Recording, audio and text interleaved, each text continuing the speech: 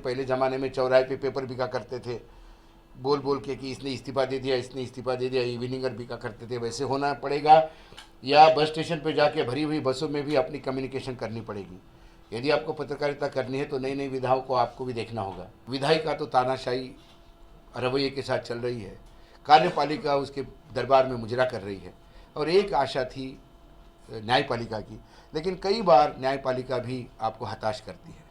ऐसे में न्यायपालिका पे भी अंकुश रखना होगा, तो फिर मीडिया को सामने आना होगा। बस स्टैंड पर जाइए, कई जगह ऑटो वाला आपसे पैसा नहीं लेता, क्योंकि कहता कि आप साहब हमारी बात करते हैं।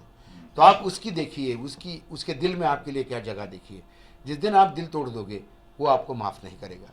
इसलिए आपकी रिस्पॉन्सिबिलिटी सत्ताधीशों से ज़्यादा है, न्यायपालिका से ज़्यादा है, क्योंकि अब विश्वसनीयता कहीं बची है, तो अब विश्वसनीयता सोशल मीडिया पे बैठी है।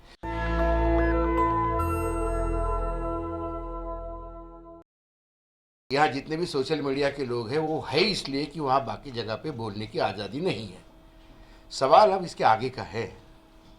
सवाल है कि लगातार सरकार के तरफ हमारा दमन करने का प्रयास होता रहेगा, उससे फाइट कैसी करनी है, ये सोचने के लिए यदि हम इकट्ठा है तो कुछ लीगल एस्पेक्ट्स होते हैं, जिसके लिए मैं धन्यवाद देता हूँ लीगल फैटर्निटी का, कि आप लोगों ने ये सोचा कि कुछ लोग सच्चाई सामने रखना चाहते हैं, और यदि उनको कल तकलीफ़ आए तो आप उनके साथ खड़े हैं। इसके लिए मैं सभी की तरफ से धन्यवाद देता हूँ। रहा मेरे नामाकरण का, तो मुझे पत्रकार ही रहने दीजिए, क्योंकि अब संवैधानिक पत्रकार असंवैधानिक पत्रकार नहीं होते, पत्रकार पत्रकार ही होते हैं, बाकी सारे दलाल होते हैं।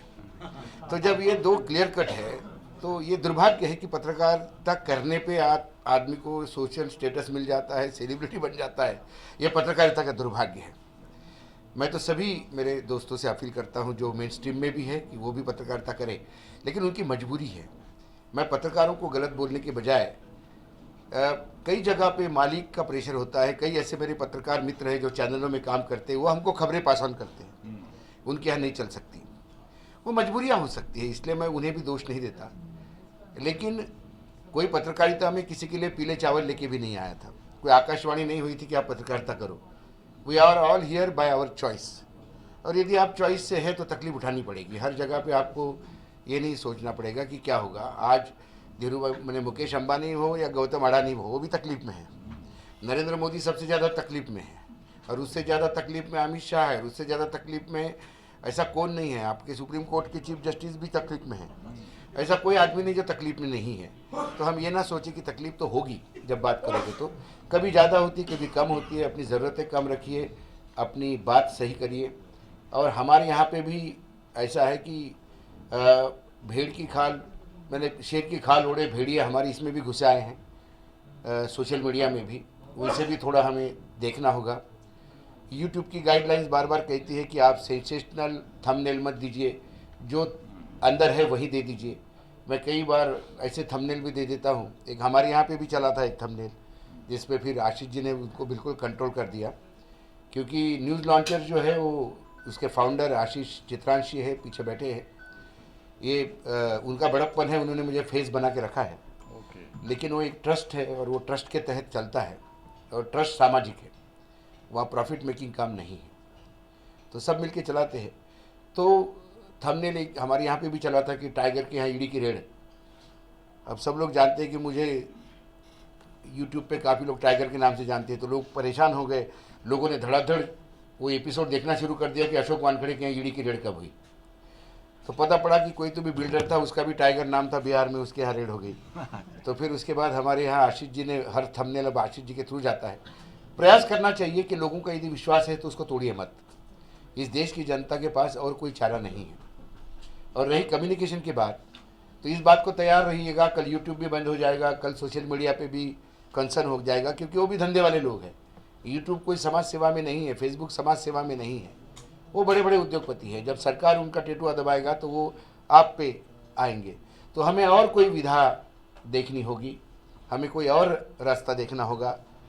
समय आएगा ऐसा कि चौराहे पे बैठ के भी खड़ा होना पड़ेगा, जैसे पहले ज़माने में चौराहे पे पेपर बिका करते थे, बोल बोल के कि इसने इस्तीफ़ा दे दिया, इसने इस्तीफ़ा दे दिया, इवनिंगर बिका करते थे। वैसे होना पड़ेगा, या बस स्टेशन पे जाके भरी हुई बसों में भी अपनी कम्युनिकेशन करनी पड़ेगी। यदि आपको पत्रकारिता करनी है तो नई नई विधाओं को आपको भी देखना होगा।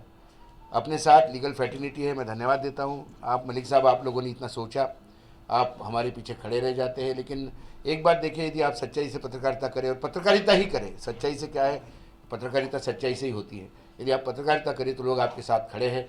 मेरे खिलाफ एक आंध्र के एक छोटे ज़िले में, तेलंगाना के छोटे ज़िले में किसी ने केस करवा दिया, ये सोच के कि ये चक्कर काट काट के परेशान होगा।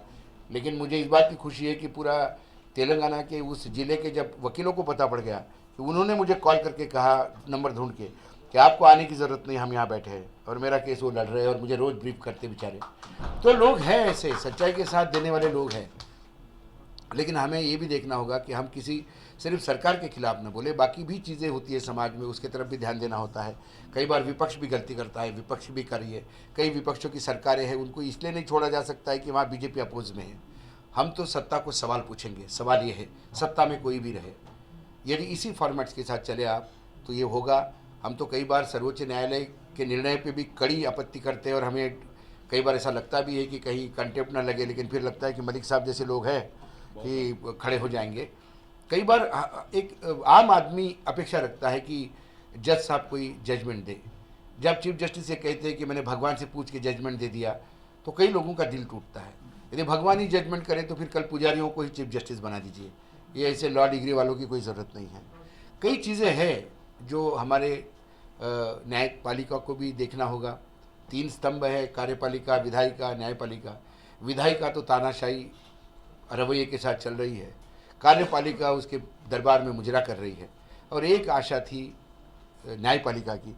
लेकिन कई बार न्यायपालिका भी आपको हताश करती है। ऐसे में न्यायपालिका पे भी अंकुश रखना होगा, तो फिर मीडिया को सामने आना होगा। हाँ, हो सकती है सज़ा हो जाए, हो सकता है कई बार आपको प्रताड़ना हो जाए, लेकिन फिर यदि इस बात से डरे तो शायद इस देश को आज़ादी ही नहीं मिलती। हमारे जिन लोगों ने आज़ादी की लड़ाई लड़ी, वो सालों जेल रहे, सालों उन्होंने यातनाएं भोगी। यदि वो सोचते कि हमको यातना हो रही इसलिए नहीं जाएंगे, तो हम ये सोचते कि दूसरी आज़ादी है। यह आज़ादी राइट टू स्पीच है, यह आज़ादी महंगाई से छुटकारा, गरीबी से छुटकारा, समानता से छुटकारा, धर्मांधता से छुटकारा, ये नई आज़ादी की एक लड़ाई लड़नी है। हमें अपने आप को खुशनसीब समझना चाहिए कि इस लड़ाई के एक सिपाही बन के हम मार्केट में उतरे हैं, या हमको समाज में स्थान दिया है। समाज बहुत आपको इज्जत देता है। जब कहीं जाते हैं आप बाहर, आप एयरपोर्ट पे जाइए, आप बस स्टैंड पे जाइए, कई जगह ऑटो वाला आपसे पैसा नहीं लेता, क्योंकि कहता कि आप साहब हमारी बात करते हैं। तो आप उसकी देखिए, उसके दिल में आपके लिए क्या जगह देखिए।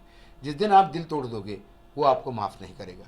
इसलिए आपकी रिस्पॉन्सिबिलिटी सत्ताधीशों से ज़्यादा है, न्यायपालिका से ज़्यादा है, क्योंकि अब विश्वसनीयता कहीं बची है, तो अब विश्वसनीयता सोशल मीडिया पे बैठी है। इसलिए मैं कहता हूँ कि कोई खबर छूटनी नहीं चाहिए, कोई ऐसा लगना नहीं चाहिए कि हमने किसी की सुपारी लेके किसी के खिलाफ काम किया।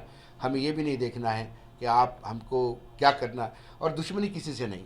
मैं आज अभी तक मैंने किसी को बोला नहीं, लेकिन आज सिर्फ मेरे एडिटर है, उनको ये पता है कि इस देश का सबसे बड़ा उद्योगपति 2 बार मिलना चाहता था। एक बार मिल गया, मिल के चाय पी, मैंने बोला मेरा कोई दुश्मनी नहीं आपसे, मेरा कोई आपसे कोई लड़ाई नहीं है, हम पहली बार मिले हैं, बहुत अच्छा लगा, आपने चाय पिलाई, आप अपना काम कीजिए, मुझे अपना काम करने दीजिए।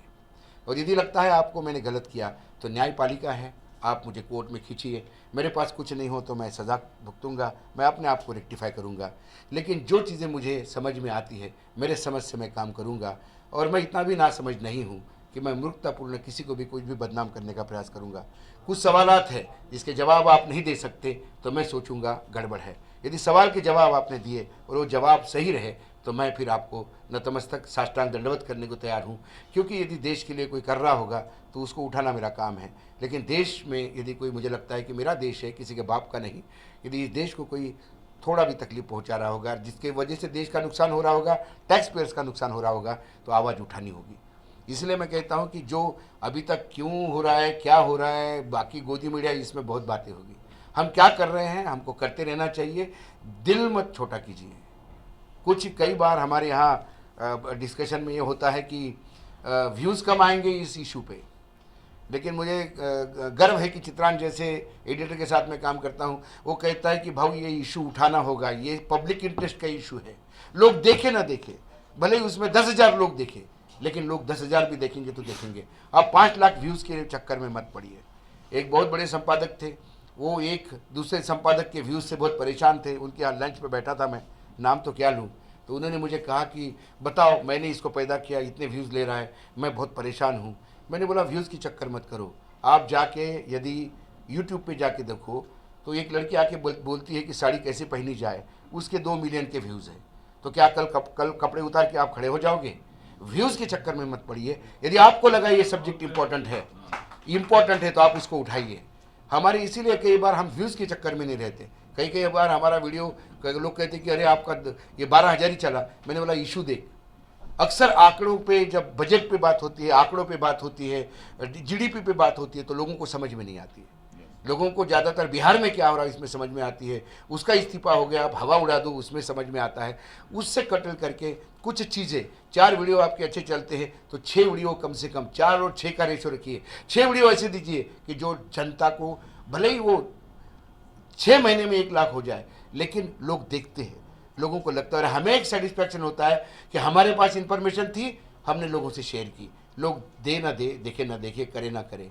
श्री कृष्ण ने गीता सुनाई थी, उनको क्या मालूम था कि सारी दुनिया उसको सुने ना सुने। उन्होंने तो अर्जुन को सुना के नक्की कर दिया। अर्जुन भी माने न माने ये उनके ऊपर था, उन्होंने मानी, आगे महाभारत हुआ। आज उस गीता को हम सब पूजनीय मानते हैं क्योंकि हम सब उसको मानते हैं। श्री कृष्ण को ये नहीं सोचा होगा कि कलयुग में इतने लोग होंगे और गीता का पाठ करेंगे।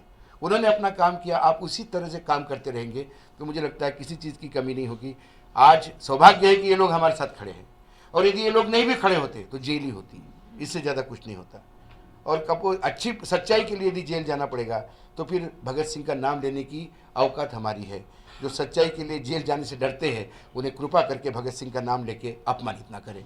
बस इतना ही कहना चाहता हूँ। एक बार फिर धन्यवाद मुलिक साहब को। नेशनल दस्तक की आपसे गुजारिश है कि अगर इसको बचाना चाहते हैं तो नेशनल दस्तक को सब्सक्राइब करने के लिए रेड कलर के सब्सक्राइब बटन को दबाएं, फिर बेल आइकन की घंटी दबाएं। नेशनल दस्तक को बचाने के लिए बहुत जरूरी है कि हर खबर को शेयर करें, लाइक करें, कमेंट जरूर करें।